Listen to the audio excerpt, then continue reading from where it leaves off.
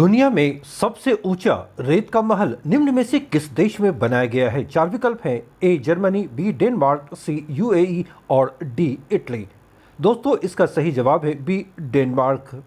दुनिया में सबसे ऊंचा रेत का महल डेनमार्क में बनाया गया है। यह महल 21.6 मीटर ऊंचा है, अर्थात 69.4 फीट 69.4 फीट यह ऊंचा है और इसे Guinness book of world record में दर्ज किया गया है।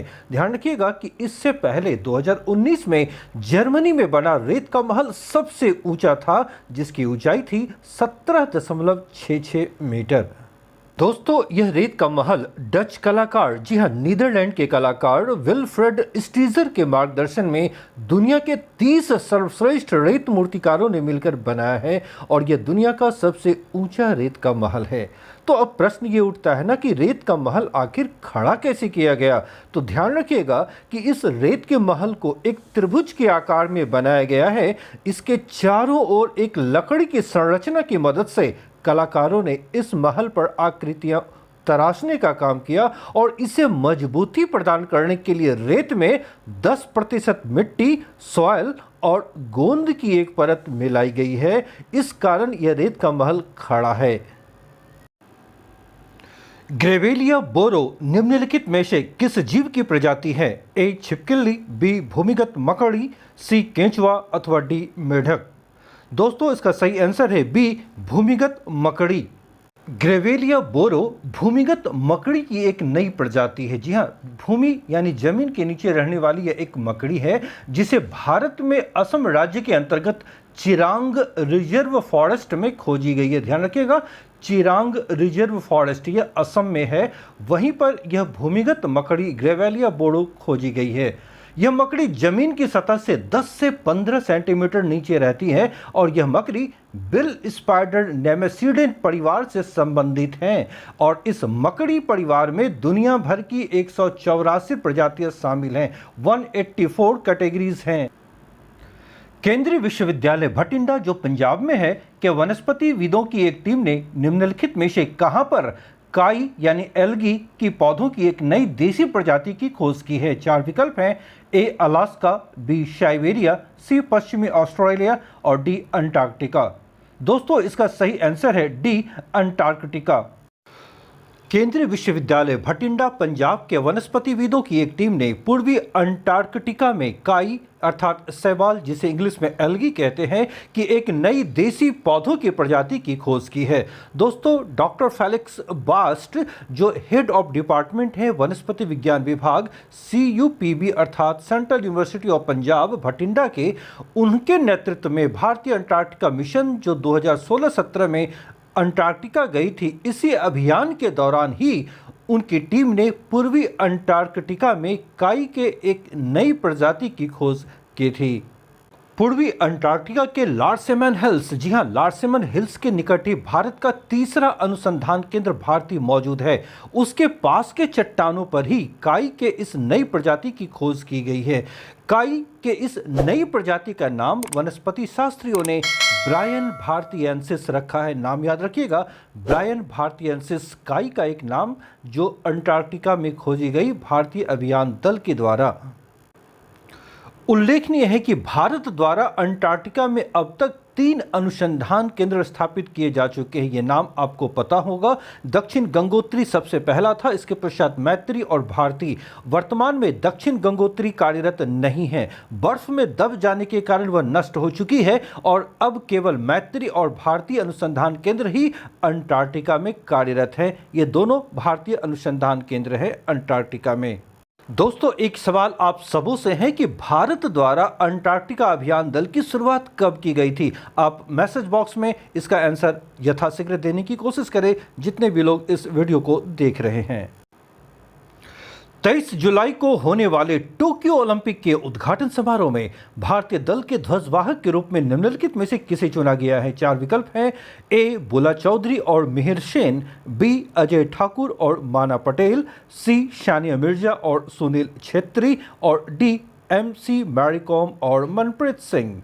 दोस्तों इसका सही आंसर है ऑप्शन डी MC मैरीकॉम और मनप्रीत सिंह। दोस्तों, टोक्यो ओलंपिक जो 2020 में ही आयोजित होने वाले थे, किंतु कोरोना के कारण यह आयोजित नहीं हो सका था। इसका आयोजन अब इस वर्ष 2021 में किया जा रहा है और इसका उद्घाटन इस 23 जुलाई को किया जाना है। तो इस उद्घाटन समारोह में भारत के ध्वजवाहक होंगे 6 बार के विश्व चैंपियन मुक्केबाज MC मैरी कॉम और भारतीय पुरुष हॉकी टीम के कप्तान मनप्रीत सिंह। जी हां, टोक्यो ओलंपिक के समापन समारोह में जो 8 अगस्त 2021 को आयोजित किए जाएंगे, उस समय भी मार्च पास्ट का आयोजन किया जाता है और उस अवसर पर जो समापन समारोह होंगे तो याद रखिएगा, तो उस वक्त भारतीय ध्वजवाहक होंगे पहलवान बजरंग पूनिया। तो 2 चीजें याद रखिएगा, उद्घाटन समारोह में MC मैरी कॉम और मनप्रीत सिंह, जबकि समापन समारोह में भारतीय ध्वज को लहराएंगे बजरंग पूनिया। एशले बार्टी ने विंबलडन 2021 का महिला एकल का खिताब जीता है। वे निम्नलिखित में से किस देश की नागरिक हैं? A Germany, B France, C Australia और D USA। दोस्तों, एशले बार्टी ऑस्ट्रेलिया की मूल निवासी हैं और यहाँ पर आंसर है C ऑस्ट्रेलिया। ऑस्ट्रेलिया की एशले बार्टी ने 2021 के विंबलडन महिला टेनिस एकल फाइनल में चेक गणराज्य, जी हां, चेक रिपब्लिक की कैरोलिना प्लिस्कोवा को 6-3, 6-7, 6-3 से हराकर विंबलडन खिताब अपने नाम किया है। एशले बार्टी ने इससे पहले 2019 में फ्रेंच ओपन का खिताब भी अपने नाम किया था और वह उनके कैरियर का पहला ग्रैंड स्लैम खिताब था। तो विंबलडन जीतने के पश्चात एशले ने दूसरी बार कोई ग्रैंड स्लैम खिताब जीता है। दोस्तों, 2020 में कोरोना के कारण विंबलडन टेनिस प्रतियोगिता का आयोजन नहीं किया जा सका था। जैसा कि आपको पता है कि विंबलडन प्रतियोगिता का आयोजन लंदन में किया जाता है।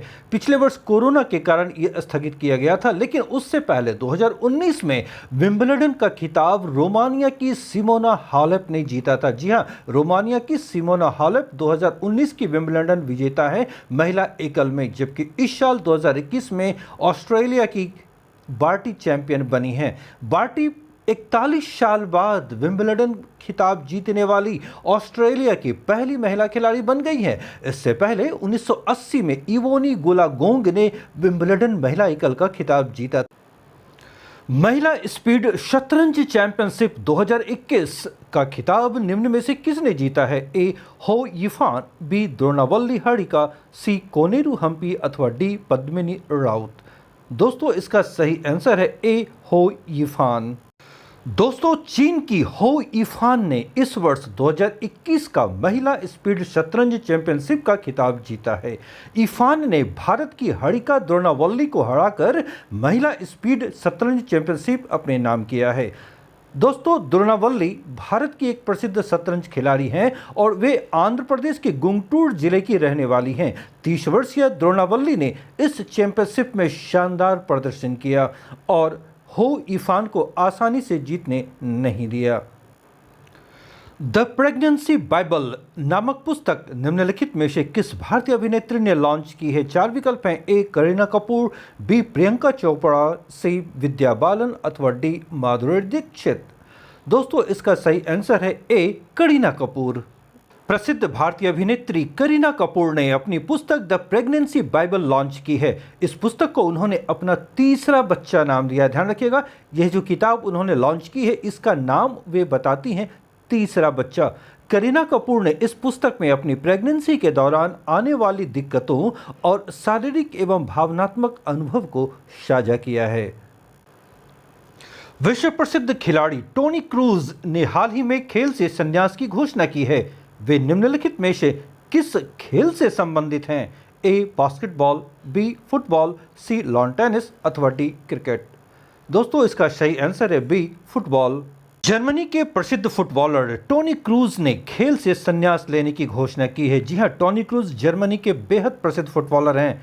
टोनी क्रूज का फीफा विश्व कप 2014 में जर्मनी को विश्व विजेता का खिताब दिलाने में अहम योगदान रहा था।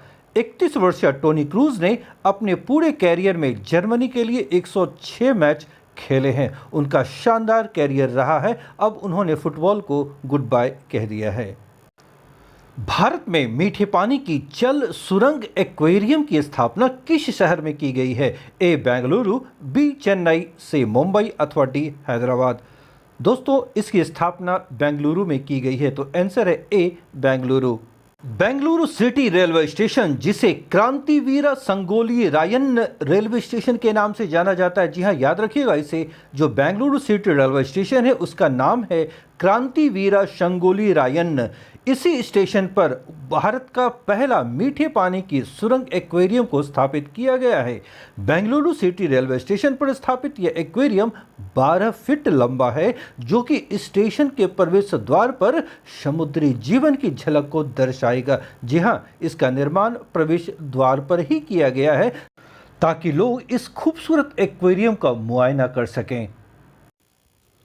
स्टीफन लोफवेन निम्नलिखित में से किस देश के नए प्रधानमंत्री नियुक्त किए गए हैं? चार विकल्प हैं, A Norway, B Sweden, C चेक रिपब्लिक अथवा डी हंगरी। दोस्तों स्टीफन लोफवेन स्वीडन के नए प्रधानमंत्री नियुक्त किए गए हैं, तो यह आंसर है बी स्वीडन। दोस्तों स्वीडन की संसद में अविश्वास प्रस्ताव पारित होने के पश्चात नए प्रधानमंत्री के रूप में स्टीफन लोफवेन को नियुक्त किया गया है। जी हां, लोफवेन की पार्टी ने देश की कुल संसदीय सीटों जो 349 है में से 173 सीटों पर जीत दर्ज की है। दोस्तों स्वीडन एक स्कैंडिनेवियाई देश है। स्कैंडिनेवियाई देशों के अंतर्गत 4 देशों को शामिल किया जाता है। तो स्वीडन के अलावा 3 जो अन्य देश हैं वे हैं नॉर्वे, डेनमार्क और आइसलैंड। ध्यान रखिएगा, स्कैंडिनेविया एक ज्योग्राफिकल एरिया है, एक नाम है जिनमें इन 4 देशों को शामिल किया जाता है। यह उत्तरी यूरोप में मौजूद है जो नॉर्थ पोल के निकट है। विश्व जनसंख्या दिवस प्रतिवर्ष किस दिन मनाया जाता है? जी हां, वर्ल्ड पॉपुलेशन डे। ए 10 जुलाई, बी 11 जुलाई, सी 12 जुलाई अथवा डी 13 जुलाई। दोस्तों विश्व जनसंख्या दिवस प्रत्येक वर्ष 11 जुलाई को मनाई जाती है, तो आंसर है बी 11 जुलाई। दोस्तों विश्व स्तर पर बढ़ती आबादी से जुड़ी समस्याओं के प्रति लोगों को जागरूक करने के उद्देश्य से ही प्रत्येक वर्ष 11 जुलाई को विश्व जनसंख्या दिवस वर्ल्ड पॉपुलेशन डे मनाया जाता है। दोस्तों प्रत्येक वर्ष इस अवसर पर एक थीम रखी जाती है, तो इस वर्ष 2021 में विश्व जनसंख्या दिवस की थीम है rights and choices are the answers. दोस्तों आप सभी फटाफट एक प्रश्न का जवाब दे दें कि विश्व जनसंख्या दिवस सर्वप्रथम किस वर्ष मनाई गई थी। कमेंट बॉक्स में आप सभी से अपेक्षित है कि इसका आंसर आप अवश्य दे पाएंगे। दोस्तों ये वीडियो अगर आपको पसंद आ रहे हैं तो इसे लाइक करें, शेयर करें। अगर आप नए हो तो चैनल को सब्सक्राइब करें और बेल आइकन पर अवश्य दबाएं ताकि हमारे नई वीडियोज़ का नोटिफिकेशन आपको यथाशीघ्र मिल सके। मिलता हूँ शीघ्र नेक्स्ट वीडियो में। Till then bye.